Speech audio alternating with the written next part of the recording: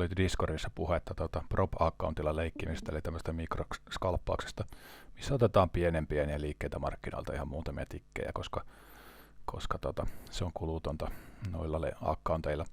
Tässä nähdään, kun markkina on tulossa, eli tuossa vasen yläkulma on 13 tekin ES mikrochartti, tuossa alapuolella on toi market book, ja sitten oikea alakulma on 1 minuutin chartti, sitten on toi Domi tuolla ja Times and Sales, ja markkina on tulossa alas tuohon VWAPille, huomataan, että siinä ollaan metsästämässä tänään VWAP-pomppua, mutta vaan skalppi mentaliteetillä, koska tuo sama VWAP ei ole täsmälleen samassa kohtaa tuolla isossa ES-sopparissa, joten markkina lähtee tuosta pomppaan, niin siellä ollaan jo ensimmäistä kevennystä tekemässä sitten tuohon myyntiin.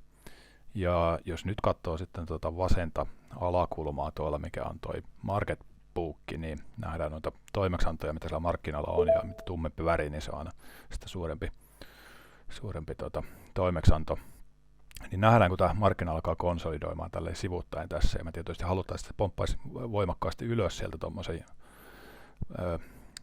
laskuleikin jälkeen siihen VWAPille, ja jos siitä ostoala sinne ilmestyy, niin täytyy tehdä toimenpiteitä. Nyt nähdään, että sinne tuli tuommoiset isot bracketit, ilmestyy tuommoinen iso ostotoimeksianto tonne, ja toihan tarkoittaisi normaalisti, että se olisi bullish sign, että siellä olisi iso ostaja tukemassa sitä ylöspäin menoa, mutta markkina toimii päinvastoin. Nähdään, että mä suljen tämän mun position tässä ja alan nyt kerää shorttia siihen, eli nyt mä avasin shorttiposition suoraan ostotoimeksiantoa vastaan. Eli joku halusi pidätellä markkinaa sen pienen hetken, että se sai oma shorttinsa, ja minä liityin sitten siihen shorttijengiin siinä, koska tuo oli indikaatio siitä, että mä haluan luopua longista, niin ylös ei päästy ja ollaan menossa alas. Ja nythän tässä on sitten hyvä rallatella shortit taskussa alas, ja joskus näistä lähtee hyvinkin iso liike alas. Katsotaan, mitä tässä tapahtuu. Eli nyt ollaan jo ihan hyvä määrä. Siellä koitan ottaa pientä profittia talteen sieltä, ja markkina lähtee boostaamaan ylös jonkin verran. Siinä tulee retesti, ja retestihän on näissä aina varsin hyvä paikka lisätä. Eli siitä saatiin hyvät lisäentryt, ja nyt olisi sitten paikka romahtaa tuon markkinan, mutta sitä tällä kertaa ei taida tulla. Eli nähdään sitäkin tuommoisen pienen tuplapohjan tuohon, jonka jälkeen se lähti boostaamaan, ja mun piti sulkea se positio siihen. Se oli silti hyvä yritys. Ja nähtiin, kuinka saatiin sen markkinakäännös haisteltua tuolta, eli ei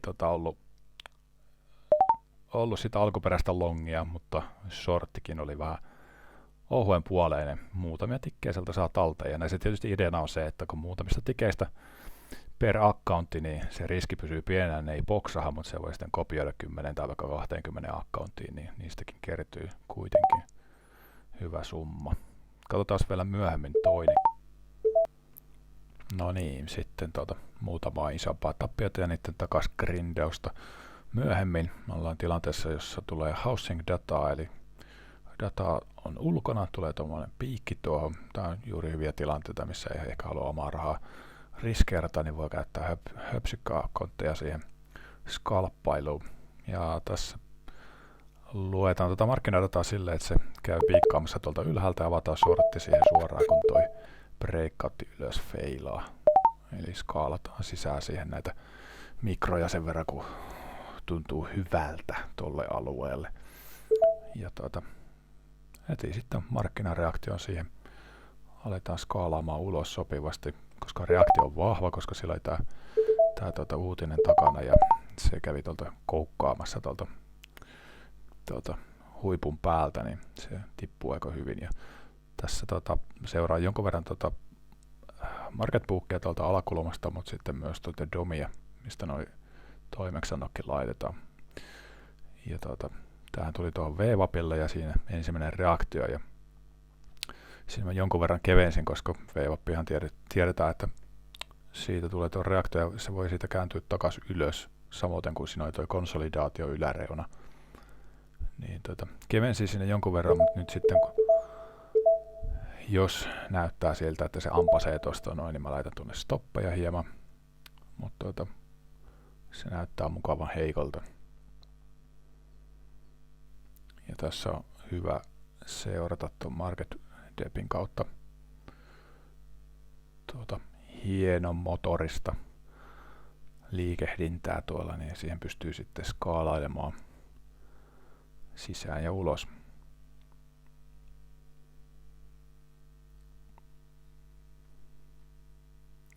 Tämähän valuu ihan mukavasti tässä. Ja aina kun tulee puskua alas, niin se on hyvä keventää. Ja sitten taas, jos se tulee käymään tuossa ylhäällä, niin sinne voi lisätä, kunhan se ei ole liian voimakas se nousu. Eli tuolla on oikeassa alakulmassa on myös tuo delta, kumulatiivi delta tuolla, mitä sitten pystyy pidempään kuvaan seuraamaan kahden tuommoisen pivotin väliä. Mutta se nyt ei ole niinkään kriittinen tästä, on enemmän tämmöistä go with the flow. Ja pahoittelen muuten ääniraidasta, jouduin aika paljon editoimaan sitä, koska siinä on kaikenlaista höpinää taustalla, niin koitin saada vaan noin toimeksiantojen äänet tonne, niin tietää, että missä kohtaa mitäkin tapahtuu, jos ei kaikkea pysty seuraamaan tuosta ruudulta. Itse tietysti livenä kun tätä treidaa, niin siinä silmät pyörii sopivasti vähän jokaisella ruudulla, mutta tämä on tämmöinen, ja ei missään nimessä tietenkään mikään suositeltava treidaustyli, ehkä enemmänkin vain silleen, että näinkin voi tehdä, ja kyllä se rahaa pystyy tekemään, että tätäkin accountia nyt on semmoinen $200-300, ehkä $500 päivässä aina per accountti grindailtu sillä aikaa, kun oman rahan tradeja ei ole, eli se on enemmänkin sitten, jos on tämmöistä sivuttaisrangeja ja shoppausta, niin sitten odotellaan ja ollaan sivussa, mutta siihen on hyvää tekemistä sitten tämmöinen hauska hupailu, mikä voi joskus olla ihan tuottoisaakin. Ja tosiaan, että jos se on $300-500 per accountti per päivä, niin sitten jos se on 10 accounttia, niin se voi kertoa 10 tai 20 accounttia, niin siihen vielä kertaa 2. Mutta näissä on omat riskinsä, että kaikenlaista voisi sattua ja jääkö rahat saamatta vai häviääkö sääntömuutosten viidakkoon vai muuta, mutta se on sitten ehkä enemmän hukkaan heitettyä aikaa, jos näin on. Mutta tämmöistä on tosiaan esimerkiksi tuommoisen uutiseventin treidaus. Eli kohtuu nopeasti lukee se, että oliko sellaista ostopainetta ja päästäänkö me tuosta breikistä ylös vai jos se feilaa, niin sieltä sitten sorttia, niin kuin huomaa, että vaikka tuossa jobissa ehkä skalpataan sellaista muutamaa tikkiä, yhtä pistettä, yhtä puolta, toista pistettä, niin sitten kun se liike lähtee, niin sitä esimerkiksi ESS kannattaa koettaa juoksuttaa tälleen, että nytkin vaikka se positio on tämmöinen mitättömän pieni, niin mä sain tuohon noin viimeiset skaalattua. Ja tässä on vielä hyvä se, että koska noi pohjat oli tossa, niin luultavasti sieltä tulee jonkunlainen reaktio, eli sen takia mä skaalasin vielä noin viimeiset kontraktit tonne, mutta tästä huomataan, että markkina olikin yllättävän heikko. Ja nyt se breikkasi tuosta pohjasta läpi. Ja tämähän on sellainen tilanne, että se pitää malttaa, että sitä ei missään nimessä saa mennä sorttaamaan tässä vaiheessa. Vaan täytyy antaa se markkina joko mennä menojaan, tai sitten jos tuonne tosiaan jahtaa sitä ja sorttaa tuonne pohjaan, niin sitten on jumissa tässä, kun se alkaa tekemään tätä pullbackia ylös. Mut nyt kun se tekee tätä pullbackia ylös, niin tässä tulee taas tämä vanha kunnon retesti. Eli nyt kun me nähdään, että jos se antaa heikkouden merkkejä tuolta, nähdään, että pikkusen alkaa hidastua domista nähdään, että siellä ei ole niin vahvaa ostoa, mitä ehkä haluttaisiin. Delta tuolla on romahtanut, ja kun saa ajaa heikkoutta tuohon, niin mä alan skaalaamaan sorttia tässä. Eli vaikka me missattiin tuo isompi sortti siinä, kun me suljettiin ne, niin tähän saa skaalattua sorttia lisää. Ja koska liika oli kohtuu iso, niin tämä on hyvin maltillinen. Että on tässä tarkoitus poistua koneelta, niin se on muutaman sopparin kokoinen. Ja mä laitan sinne sitten tuosta market depistä katsottuna sopivan targetin, johon se toivon mukaan osuisi. Mutta koska se lähtee jo pomppaamaan tuosta, niin otan siihen kevennyksen. Ja jos markkina tulee takaisin tuonne ylös, niin siellä on hyvä skaalata sorttia lisää, koska suunta on alas.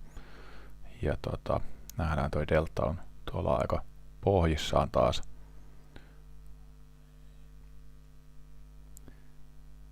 Ja tuolla market depthissä näkyy tuommoinen iso toimeksianto, tuommoinen ostotoimeksianto tuolla, mutta sitä ei ole käyty kuitenkaan hakemassa, koska sitä selvästikin frontataan tuolla, että se on jonkun shortarin targetti, niin kuin minunkin targetti on tuolla aika lähellä, mutta se jäi siitä aavistuksen vajaaksi. Ja tässä kun se menee tuonne samaan riitestiin ja range ylälaitaan, niin siellä on mahdollisuus skaalata hieman lisää ja sitten taas ottaa niitä targetteja tuon rangen alhaalle ja jättää muutaman juoksemaan, että jos se menee läpi tuosta pohjista. Niin.